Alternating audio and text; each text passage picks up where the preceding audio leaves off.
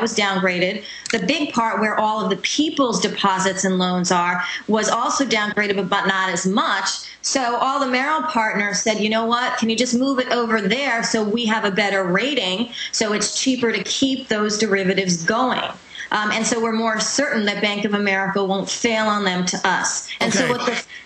Okay, let me ask you this question, and we're going to go to calls.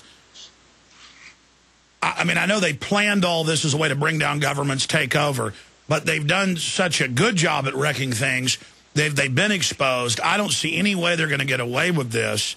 And as you've pointed out and other economists have pointed out, it's a black hole. It's impossible to ever pay back. They can't convince the public forever it's our debt when, again, over 90% of it globally is their fraudulent made-up debt. And so they're living on a prayer. They're living on a hoax that people don't call their bluff. And I see the only way they're going to try to stay in power is stage terror attacks, new wars. That's why we're seeing the Senate pass a law that citizens can just be disappeared. The military can arrest you. All of this is happening. What's your view on that? And then I'm going to go to calls for military and police officers and others that have called in on that subject. This indefinite detention, the bedrock, hallmark, bellwether certification that you're living in a super tyranny. Well, the whole notion of this police state and you know, is basically to keep people quiet. It is to keep them from, you know, looking into what's really going on. And if there are any sort of you know, clawbacks from a population standpoint to quiet it, to dampen it, because when you have this sort of financial terrorism going throughout the world, and it's the money that controls all of this, you know, whether it's a military operation that's new somewhere or whatever, you know, somewhere in that equation, you know, there's defense contractors making some money, but beyond that, honestly, there are banks betting on what will happen, and so sort of increasing, you know, the sort of overall risk in the world. Which, yeah, you're right, it has nothing to do with individuals. Our debt here in the United States, $14 trillion of debt.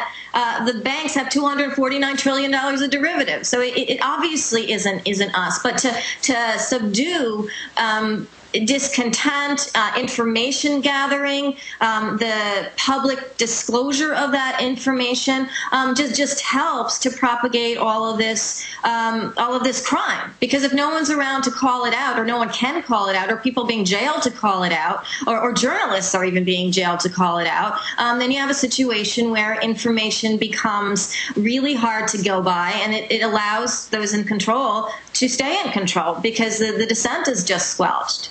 Well, I just want listeners to know, and most people figured this out now, over the years, detractors, COINTELPRO have said I'm a fearmonger predicting all of this. History's pretty wild. History's pretty scary. And we're definitely going down a very nasty path. Unfortunately, it's all coming true, in some cases worse than I thought it would and quicker. And I just hope people realize, you know, a full spectrum of our guests and other even, you know, mainline researchers agree now we're in a whole lot of trouble. And this culture of denial has allowed this to happen, Nomi. No, I agree. I am. Whenever I get emails, and I'm sure you get more from people saying, you know, thanks for sharing information, because we're not getting this from mainstream media. We're not getting these details because there's these pat stories, you know, like in Europe. Oh, the European countries are doing bad, so we're helping them out. No, that's not the case. We have banks that bet on them and have gotten bailed out. You know, so there's the banks are getting our money in a bailout, which isn't a bailout. It's a robbery. Nomi, stay there. Call straight ahead. Okay, we're back. Nomi Prins is our guest. 5 minutes to the next hour. Then Bob Chapman joins us. We'll continue with news and open phones. Some of the articles I have is from Japan to Ireland to the U.S. Politicians and others are calling for lithium to be added to the water to calm the public. Now, we know they've actually been doing this for a while, but now they're just admitting it. Boy, I tell you, there is no end to these people. This is out of the Irish Times. I want to plug something. Not only everybody can listen to the radio show on XM, AM, FM, all of those systems. But if you want to actually see the radio show and support us and see the nightly news show, subscribe at prisonplanet.tv. And one of the IT guys over prisonplanet.tv just came in here and said, hey, we haven't gotten rid of that 15-day free trial yet. So I thought we were getting rid of it at the end of November. And he goes, no, it's gone tonight. It'll be gone this afternoon. So if you want the 15-day free trial, it ends today. I thought it ended 2 days ago. And we also, of course, have the new special for the month of December, 44% off on a yearly membership, 5.3 months free when you buy 6.7 months. And your support does finance our news operation in the face of the globalists, prisonplanet.tv. I want to go to some phone calls for Nomi Prins, but Nomi, I mean, what's coming next if they say the military can secretly arrest you and hold you for life and no one knows where you went? I mean, this is literally the disappearances they talk about in North Korea. No, it's so sad. It's that suppression of content. We're supposed to be a democracy. You know, we're supposed to be able to express information and opinions and everything else as long as we're not hurting anyone. And obviously doing so isn't hurting anyone unless you're getting violent with it, which isn't the intent of what's going on now. The intent is really to just quell information, journalism, discontent, and it's amazing in a world in which there is so much that needs to be extracted, that needs to be made light, because things are more rapidly decaying now. You know, the derivative stuff it sounds all techie, but I mean, it's not. We're talking about, you know, capital that used to be just decimating and causing depressions in the 20s when it was easy to sort of understand it. Now it's more complex, but it's much more fraudulent powerful. Garbage that they've sold into the market that they make money on the front end with, and then they make us bail it out on the back end. It's incredible theft. Cole in, where are you calling from, Cole? You're in the military, you say. You're concerned about this. Where are you calling from? That's Missouri. Okay, Missouri.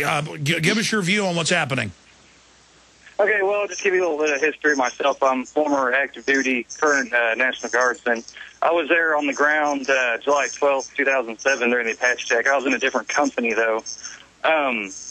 I just wanted to hit on a few things real quick. Yesterday I was scanning a story on Yahoo about Ron Paul, and you see all the comments, and it's just, you know, people that are bashing, you see it all just, you know, negative comments, they're all hidden, and then, you know, the story just disappears. So you see the psyop going on with that. The current state of the National Guard unit I'm in, I'm getting out here in just a few months, but one of the guys there, he was all fired up about the Fast and the Furious thing. And we talked about it for a little while, and here came September 11th, and he posted something on Facebook and said, you know, everyone needs to shut up about this inside job thing. And I posted back, I was like, hey, you know, we're all fired up, you know, about them shipping 2,000 guns across the border to Mexico. You know, the government would never, you know, do anything like 9/11. He's like, well, you know, point taken, I guess. So, you know, you just got to point little things out to people. Exactly. Governments get caught doing this stuff all the time. It doesn't mean there aren't terrorists somewhere, but the point is most of this stuff is provocateur or manufactured. Well, talking to your friends in the National Guard, are they concerned about this? Quite a few of them are. A lot of them gotten out. A lot of them, you know, they signed long contracts, so they're just stuck with it. But a good number of them are. Then, you know, there's always the guys that are just oblivious to everything and are just there for whatever reason. Well, no doubt we've moved 2 minutes closer to midnight. Thank you. 5 more minutes with Nomi Prins. We'll get her take on this. Talk to Recon Marine and others straight ahead. And then Bob Chapman joins us, and I'm going to get into a bunch of other news we haven't covered, including the power plant shutdowns. NomiPrins.com is her website, and we ran one of her articles at Infowars.com. The Fed's European rescue, another backdoor U.S. bank Goldman bailout. Our final segment with her. I really appreciate her joining us. We're also getting to your calls right now, dealing with this military takeover situation. I mean, I know I'm harping on this because we kept telling people this was coming, and now it's here, and TSA is setting up checkpoints on highways. I mean, how much more obvious does it have to get that this Homeland Security system is for the American people and not for terrorism, Nomi? It's unfortunate, but it seems like every step, you know, like you've been talking about, like what's going on now. It's obvious that it's not going to go backwards. I mean, that there's a consolidated effort to squelch, you know, individualism here, which is really not what this country was, you know, founded for. And it's really, really dangerous, because once you do that, you know, as you've spoken about, as others know, it's hard to turn back. It is hard to turn back, and that's what tyranny does. It tends to slide until it collapses itself, because the society of criminals will just rob and rape and loot everything until everything collapses. And I mean, you worked around these people. Max Kaiser has, many others have. I mean, Max and others have said they're like suicide bankers, like the banker that stayed at his desk, even though he knew that he was probably going to die on 9/11, to make an extra $10 million. And, I mean, certainly they're not going to stop themselves, are they?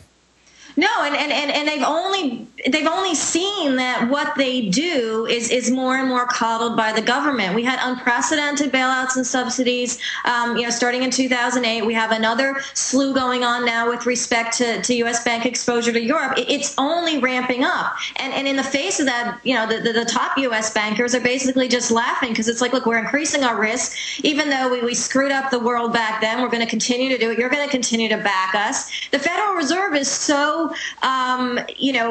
supportive of this that they, in broad daylight, say on their website, which I pointed out in this piece, which no one else seemed to point out, that this recent European intervention by them was a way to support the U.S. banks. This isn't even me saying this. This is like the Fed's own words. And yet we're so conditioned to just follow, the mainstream headlines, which is just, we're bailing out to help Europe. Exactly. But then even question this. It's out there. Sure. But then even the so-called U.S. banks, as you pointed out earlier, are moving to China, so they're not U.S. banks.